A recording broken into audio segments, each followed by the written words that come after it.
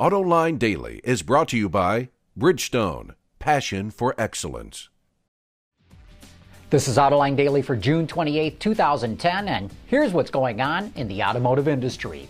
Ford has to make a big payment into the UAW's retiree health care trust, and Wall Street's very interested if it's going to pay in cash or in stock. Ford needs to pay $859 million into the VEBA trust, but may want to preserve cash and pay with stock instead. According to Bloomberg, Wall Street believes it will pay in stock if it thinks the price of those shares are not going anywhere. If it thinks its stock is still going up, it'll pay in cash.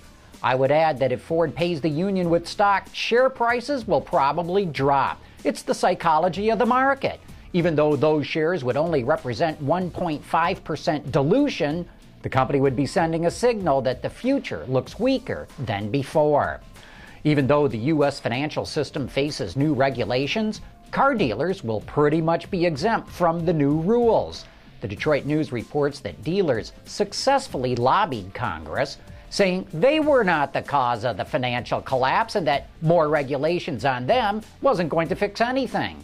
But consumer groups wanted a new regulatory agency to cover dealers because they write $250 billion in loans every year, which is nearly 80% of all car loans. Hey, more about that labor unrest in China. The Chinese Premier Wen Jiabao is urging companies and local governments to take more effective measures in addressing labor cost issues and to build more, and I quote, harmonious employment relations. According to Bloomberg, China's cost of labor is expected to hit 30% of its gross domestic product over the next decade, which is double what it is right now. And speaking of labor unrest, Kia's workers in South Korea voted to go on strike last Friday. Ford's redesigned 2011 Explorer hasn't even debuted yet, but the company keeps announcing more of the technology and safety features it's going to have. Months back, it was inflatable seat belts. Then, a few weeks ago, Ford detailed the SUV's new terrain management system, complete with a Land Rover-inspired control knob. Now the company's talking about something called curve control. According to the Detroit News, the safety feature is an add-on designed to complement the existing stability control system. It's designed to detect oversteer and understeer, and then use individual wheel braking to correct the vehicle's path to help keep it on the road. According to Ford, it'll be the first system of its kind on the market. This patent-pending technology has been in development for about a year and a half. In electric vehicle news, the Detroit News reports that Fisker is not going to meet the production timetable it announced last fall.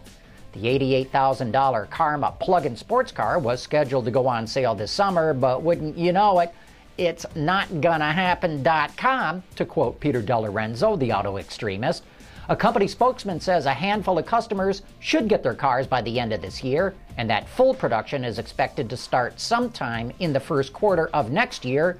He also said that technical issues are not to blame for the delay. Instead, the company has had trouble raising money from private equity markets.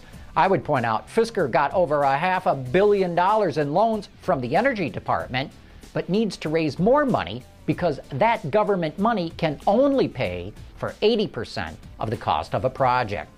Coming up next, we'll take a look at an advanced new tire pressure monitoring system. Back right after this. Introducing Bridgestone's third generation of run-flat tires with groundbreaking new Bridgestone technologies. Bridgestone run-flat tires offer improved ride comfort, lower rolling resistance, and improved wear while giving you the peace of mind and comfort you need.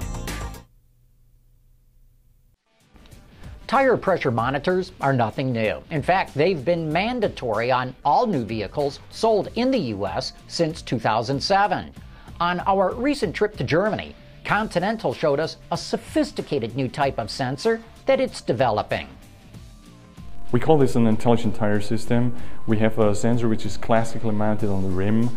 It has pressure, temperature, and acceleration sensors. And we just take this sensor and move it into the tire cavity. By moving the sensor there, we can save something on the mechanical cost of mounting that sensor, and we can gain more functionality. This could be, for instance, a load or friction information. We could identify which make and model of a tire that is, if it is a summer or winter tire, load index, and anything else that you want to pick up. It is an add-on. It's not limited to Continental tires. It's open to any tire brand, and you add that to an existing tire where you glue that container into the tire and attach the module. Conti is pushing the boundaries of what these little pressure sensors can do. Relocating them from the rim to the carcass of the tire offers engineers a world of new data about what your tires are doing as they go down the road. Of course, safety is the company's main focus with this research, but there are other benefits as well, like convenience. If you have a handheld gauge, you can have something like this, a mechanical one, or this is a digital one, and they are not the most precise gadgets. There are some very good ones, but most people are using just very cheap equipment, which is not very accurate. So the idea behind our functionality would be, why don't we use the accuracy of our tire pressure sensor, which is very precise, and use these values, the pressure readings, to tell the driver, okay, now you're at the perfect pressure. Okay, big deal. You're saying the car knows when it's got the right amount of air in its tires. That's the whole idea behind these systems, right? True.